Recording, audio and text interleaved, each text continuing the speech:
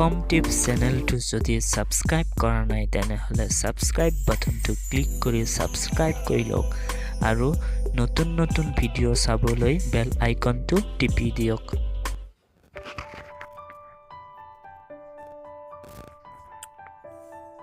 Friends,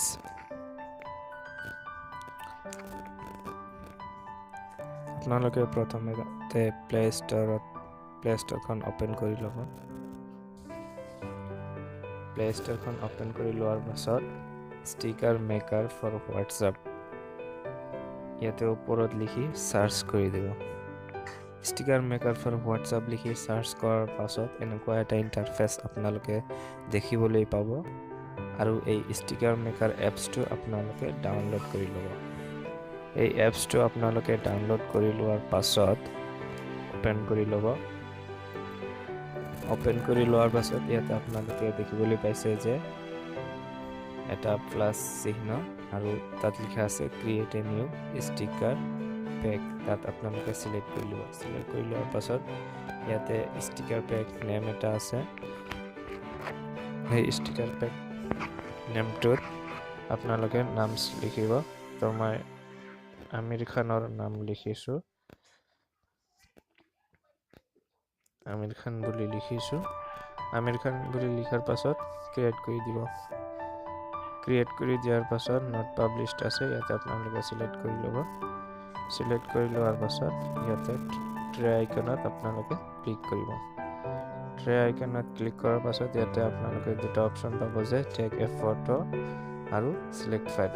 আপোনালোকে sticker বনাবলৈ আপোনালোকে চিলেক্ট ফাইলখন চিলেক্ট কৰিব।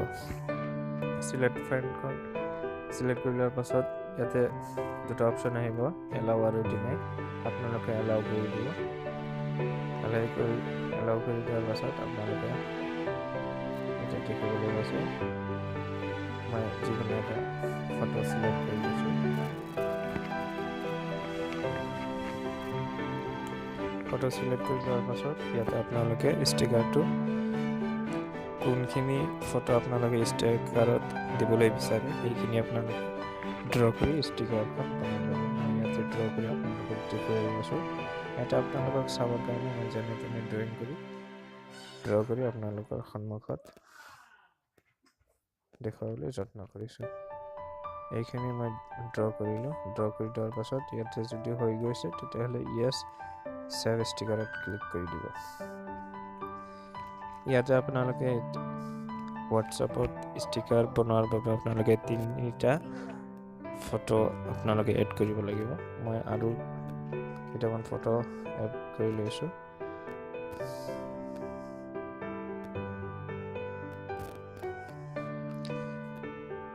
মই আৰু 3খনমান ফটো এড কৰিম। এড কৰাৰ পাছত আপোনালোকক দেখুৱাম।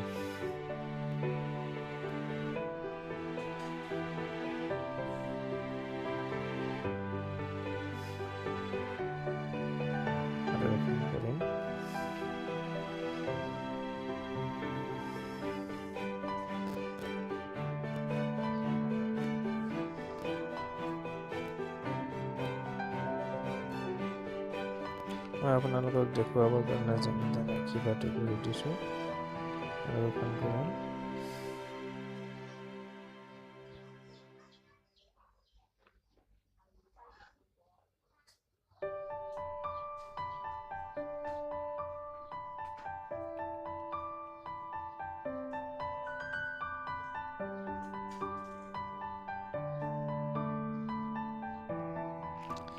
এয়া হৈ গৈছে। মই 3খন ফটোজ ষ্টিকাৰ হিচাপত বনাই লৈছোঁ। এতিয়া পাব্লিছ ষ্টিকাৰ পেক।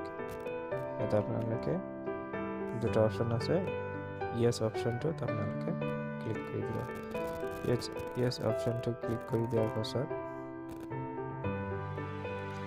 ইয়াতে অলপ এডছ আছে, এইটো আপোনালোকে ক্লজ কৰি দিব। ক্লজ কৰি দিয়াৰ পাছত ইয়াতে এটা কুৱেশ্যন কৰিছে আপোনালোকক, এইটো হৈছে would you like to add Aamir Khan to WhatsApp? আপোনালোকে এড কৰি দিব। এড কৰি দিয়াৰ পাছত আপোনালোকৰ এই ষ্টিকাৰটো চেণ্ড কৰিবলৈ মই হোৱাটছআপত যাম। হোৱাটছআপত গৈ মই হোৱাটছআপ আইকনটো ক্লিক কৰিম হোৱাটছআপ আইকনটো ক্লিক কৰাৰ পাছত মই ইয়াৰ পৰা যিকোনো এটা কন্টাক্ট নাম্বাৰ সিলেক্ট কৰি লৈছো কন্টাক্ট নাম্বাৰ সিলেক্ট কৰি লোৱাৰ পাছত মই এতিয়া আপোনালোকক ষ্টিকাৰখিনি সেন্ড কৰি দেখুৱাই দিম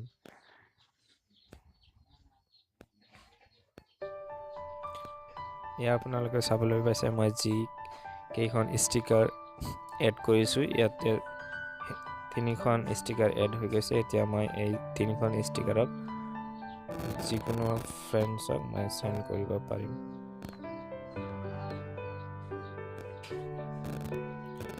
আপোনালোকে চাবলৈ পাইছে মই তিনিখন ষ্টিকাৰ সেন্ড কৰিছো যিমান কেইবাৰ পাৰে আপোনালোকে সেন্ড কৰি ল'ব ইয়া চাওক বহুত ষ্টিকাৰ সেন্ড কৰি দিলোঁ এইখিনিয়ে আজি ধন্যবাদ Thanks for watching this video. ভিডিঅ'খন যদি ভাল লাগিছে লাইক এণ্ড কমেণ্ট কৰক আৰু মোৰ চেনেলটোক ছাবস্ক্ৰাইব কৰক ধন্যবাদ